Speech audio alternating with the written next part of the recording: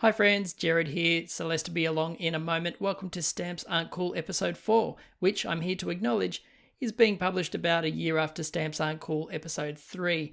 We didn't really mean to stop the podcast. In fact, we never really did. It's just that 2023, long story short, taught me a lesson in just how very hard it is to keep content coming out.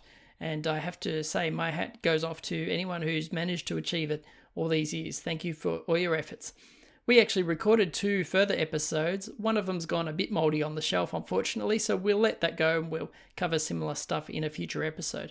But the good news is that the other episode went really long, so we're going to carve that up into 2 separate portions, and they're going to become episodes 4 and 5, and then we'll be back with some new stuff soon.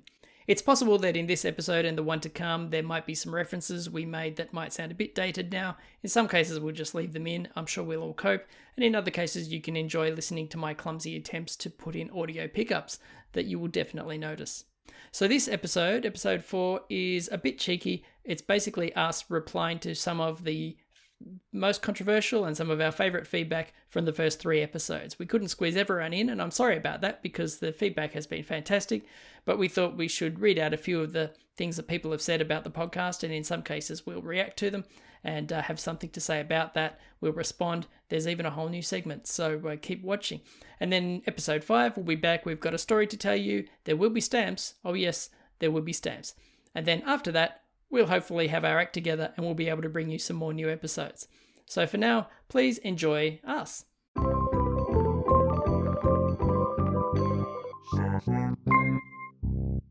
This is surprising for the internet. We haven't had too many haters yet. I guess they just haven't discovered us yet. It's only a matter of time, surely. Yeah, for sure. But yeah, the support has been fantastic. We've had lots of people bigging us up on social media. It's a young people's word.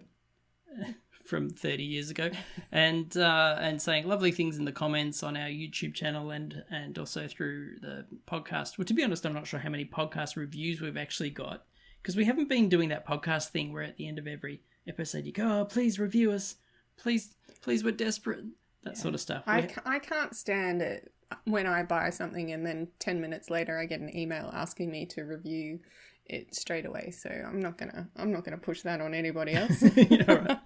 So the glasses are on. Nothing says punk like a nice pair of tortoiseshell frames, I reckon. Hot.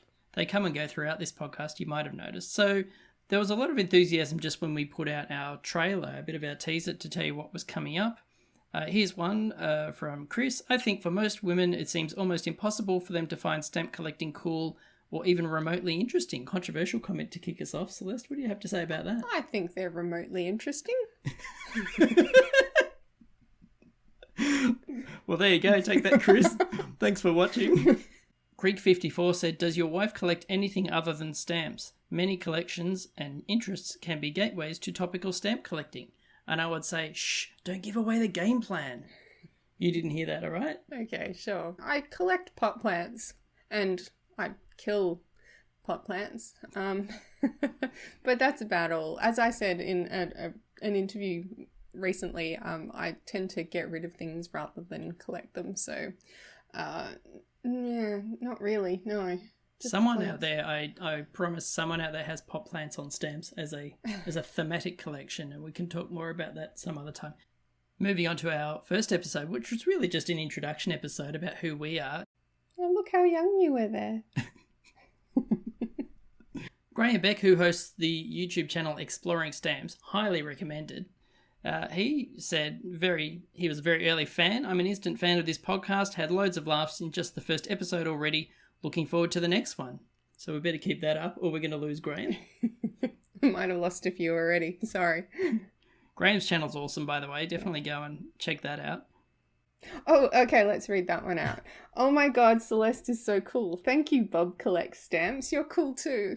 Another awesome YouTube video. Thank you to the YouTube creators who've gotten behind us. We're still just kids on this block, but you've been very enthusiastic and very encouraging. Now, in that first episode, we talked about how we met and how I told Celeste I was a stamp collector, and Phil says, when my wife sees this, we might just get inspired. I had come out to her as a philatelist even before our first date in our 20s, we're mid-40s now. I don't remember just when I revealed it, but part of the first date bait was her dad's boyhood album, which I now have. Well played, Phil. the long game. Is that what you're after? My parents don't have stamp collections. Oh, don't they? No. Oh. I wonder who else I've got in my phone. Aparajita said, I've not even seen the video and I love it already. Probably stop there, Aparajita. We can only disappoint. There's a nice one here. This is hilarious. I have no interest in stamps, brackets, yet, but you two are delightful, so I'll be back to listen to more of this talky thing. Oh, who said that? That's Kris. Why are you laughing? Thanks, Kris. You know Kris, don't you? Yes. Do you know what I liked about that post is that he referenced the phrase, this talky thing, which I believe is what you called podcasts in our very first or second episode. And I wasn't wrong. no, I think it's gonna kick off. Now, if you've seen our first episode, you may remember that Celeste was so disbelieving of the idea that anyone would want to watch us on YouTube. You're crazy. Yeah, that she thought that she could she put on a bit of a show. You can go and find out what she said at the time. You may get a bit of an idea of what Celeste suggested when you hear Rick's comment, definitely voting for the Flash. But please be careful, you could kill half your subscribers. Nice one, Rick. Yeah, I've seen the demographics at Stamp Club. It's probably right. But if you ever want to come along and liven up the Christmas supper sometime, feel free. Karen replied to our second episode. That's where I got a bit nerdy about how much I love stamps on covers. And Karen said, I also love the fact that you have Waldorf and Statler on your walls. Look, there they are behind us. They were a gift from my friend KB, who went to a Muppet convention in the US many years ago now, and he brought them home for me, so that's very nice. And so rest assured that when some Muppet stamps came out, I bought them for him. Lucky him. Hey, Kynan. What have we got on the wall tonight? That is the winning entry of our niece's 5th birthday art party, painted by Jared McCulloch. Yeah, I won the giraffe competition. Take that, family. Yeah, take that, 5-year-olds. Yeah. Good news. Aparajita did watch and said this was wonderful. Oh. So. Thanks. Eric said, I'm slowly starting to become a fan. Take your time, Eric. We can wait. Kris had quite a bit to say, and it was fine. I enjoyed his comments. I disagree that you absolutely have to avoid cutting a stamp from an envelope. Cases where it is appropriate to do this, he reeled off a couple, for example, when they don't get cancelled, if it's very generic or boring as a cancel, and a bunch of other reasons why you would cut it off. And a few people said similar things, and I just want to make one clarification. I'm not saying you have to keep all stamps on the envelopes all the time. Sometimes there are times when I reach for the scissors myself if I just go, nah, that one's going to be a bit dull. There was one other comment I wanted to address. It came after episode 3. That was where we talked about the stamps of Queen Elizabeth's reign, ranging from the ones with the Queen's heads on them, the Machins, through to some of the more recent commemoratives with Iron Maiden and Marvel superheroes on it, that sort of stuff. And this comment came in from Larry, and congratulations, Larry, you've actually just inspired a whole new segment on our podcast. Joe got something wrong. Can I have one of those just for daily life? I would never stop hearing the end of it. So, it's true, I did get something wrong in that podcast, and I'm happy to admit it, because I'm not actually an expert. Did you know that? Yes, actually I did. I mentioned that the 1955 Castle set was the first commemorative issue during Queen Elizabeth's reign. I don't know if you remember it, but we had a big discussion about how you meant to pronounce the word castle. I think he's trying to say castle, but who knows? Anyway, it was great listening then, and it is now. So Larry said, great podcast, but I'd like to offer a correction. The Castle set are high-value definitives. That means they're not commemoratives. They're not celebrating something. That means they were stamps that were going to hang around for a fair while. The first Elizabethan commemoratives were the coronation set issued on June 3rd, 1953. I'd like to apologise to the late Queen Elizabeth. She and looks also to hot in Larry. those. Young Queen Elizabeth? Dang. I reckon if I was a younger man, poster on the wall. Oh God, it's got it all.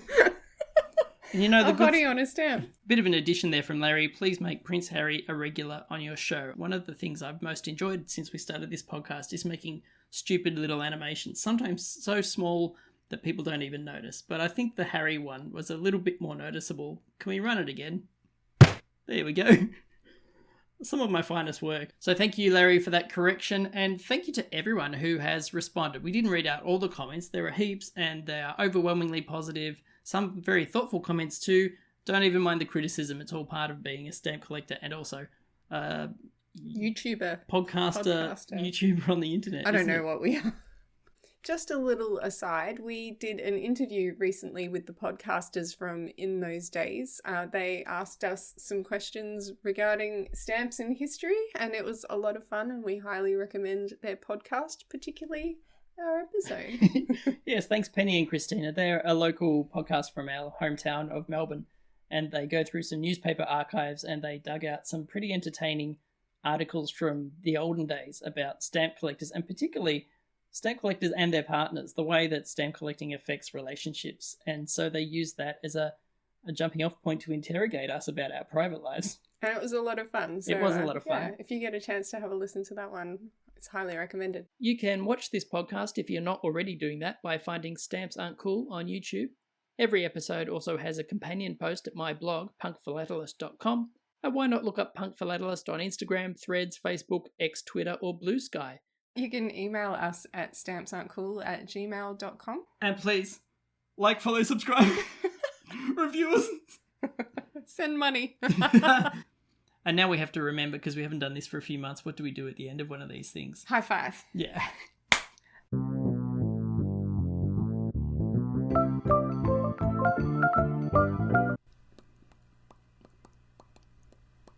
I was about to go. Do you want to...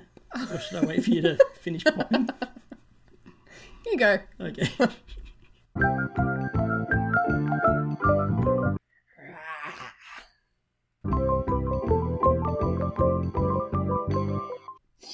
always get a snotty nose when we do a podcast. You have an allergy to me talking. Mm.